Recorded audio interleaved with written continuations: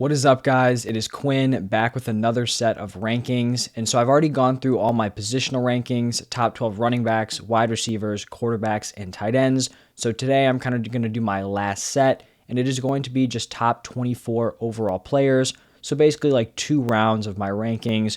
If you're playing in a 12-team league, 24 players, that would be 2 rounds. I'm not going to go super in depth on every player because I basically kind of did that over the last like half a week. But I'll just talk about, why I have these players in certain spots, kind of general positional trends, and kind of work my way through it that way. If you guys watch this and enjoy the video, just do me a big favor, hit that like button, and then subscribe to the channel. That helps me out a ton. And then let me know your thoughts down below in the comment section about these rankings. If you think a player should be higher or lower, I'd love to hear it. These are going to continue to develop throughout the offseason. So these are definitely, not set in stone. And I do want to hear your guys' feedback. But let's just jump right into it.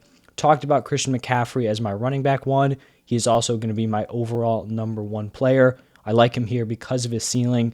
Obviously, there's injury concerns, but I'm just willing to kind of take that into account because if he does hit and is healthy, he can give you like 27, 28 points per game, which is just not attainable from any other running back. Number 2, Jonathan Taylor. I think he's going to be the consensus 101 on most people's boards. Still really like him. That's why I have him here at number 2.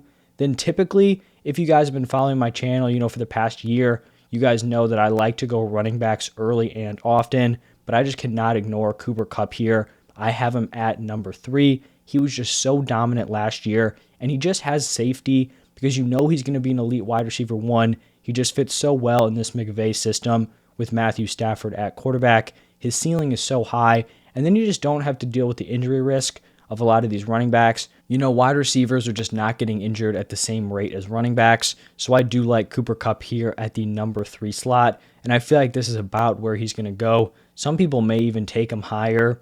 Number 2, I don't know if he shoots up to number 1 because I feel like most people really like Jonathan Taylor, but he is going to be a high-end first-round pick.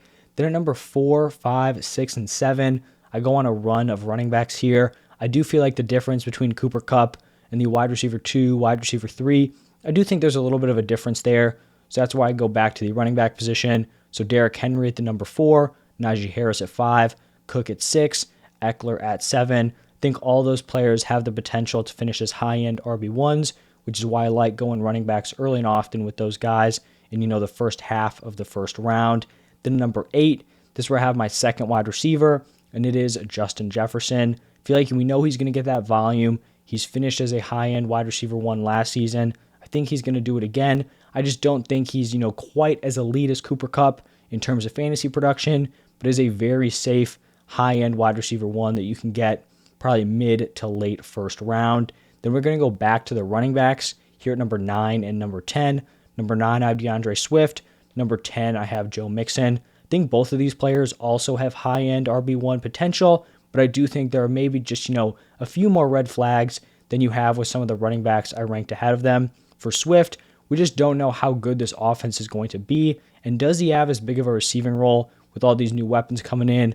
Hawkinson, Amon-Ra St. Brown, Jameson Williams. Who else did they bring in? DJ Chark. You've got a lot of guys there. He's not going to have the touchdowns most likely, so his ceiling may be capped, but I do think he could hit it. It's just not as likely as some of the RBs ahead of him. For Joe Mixon, if he can secure that receiving role, all for himself, he does have, high upside as an RB1, but right now we're not positive he's going to have that role. He didn't lock it down last season, but he's still going to be on a top-tier offense, getting a ton of first and second down opportunities and a lot of red zone work, so I do like him inside the first round. Then I'm going to go back to the wide receiver position here at number 11 and number 12 with Jamar Chase and Devontae Adams. Really like both of these players, both absolute stud wide receivers. For Jamar Chase, we know he has that big playability. He's going to be attached to Joe Burrow. I do just have him a little bit, lower than Kupp and Jefferson because I don't think he's guaranteed the same volume as those players, but we know he's just due for some massive, massive weeks. And then for Devontae Adams, arguably the best wide receiver in the NFL, going to a new situation, but it's really not a bad situation. It's just a little bit of a downgrade from playing with Aaron Rodgers. I feel like Derek Carr is going to feed him, and I do think this Raiders offense is actually going to be pretty solid. Then here in the back half, going into the second round, at number 13, I have Leonard Fournette.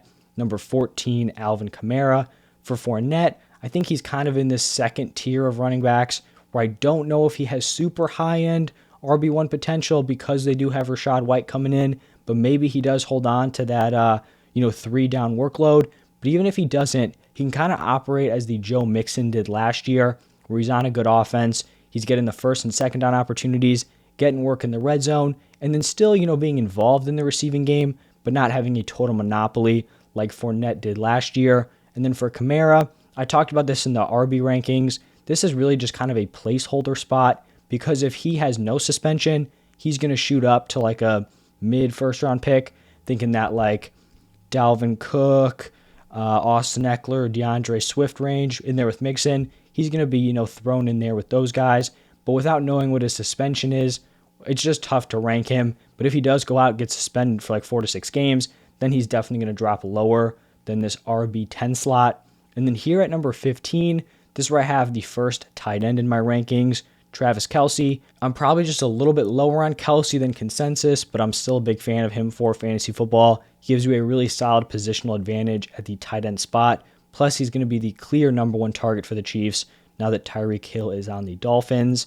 Then at 16 and 17, we're going back to the wide receiver position, have Stephon Diggs and Deebo Samuel. For Stephon Diggs, he just seems like a super solid, locked-in wide receiver one. We saw his high-end potential in the 2021 season, and the Bills didn't go out and stack their wide receiver core, so I think he could kind of perform like that. Again, he's attached to Josh Allen. There's a high-scoring offense. He'll have touchdown opportunities. So as an early to mid-second round pick, I do really like Stephon Diggs there. 17, Deebo Samuel. Man's an absolute stud. His usage could be up in the air, but like I talked about in my wide receiver video, I don't really care if he operates as a wide back or just a pure wide receiver because he was dominant in both ways. So even if he goes to the 49ers, says he doesn't want to play that position, okay, don't really care. Still averaged 20 plus points per game as a wide receiver, so I would still like him in this slot. Then we're going to go back to the running backs with a duo of Saquon Barkley and Nick Chubb. I think both of these players are probably going to be higher in my rankings than consensus, and I think a lot of that is just due to me having running backs higher up. Like they may have Barkley and Chubb as RB11, RB12, but they'd probably be more back end of the second round. For me, when I'm looking at the wide receivers I'm ranking behind them, I don't know if they have that elite ceiling, so I'd rather just take running backs that I think can put together really solid seasons. For Saquon, we're betting on that talent, hoping he's getting that 3-down role and can stay healthy. For Chubb, definitely more of the safer option, but we're buying into that Cleveland Browns offense. And maybe Kareem Hunt isn't there. Maybe he can carve out a bigger role. But even in a backfield by committee, Nick Chubb is still able to put together, low-end RB1 seasons, high-end RB2 seasons. So I do like Nick Chubb as a mid-second round pick. Then here at number 20, we're going back to the tight end position. And the last tight end in these top 24 rankings, it is going to be Mark Andrews. Just a little bit lower than Travis Kelce. Don't think the Ravens offense is going to have anywhere close to the passing volume of the Chiefs, but there's also less overall targets there.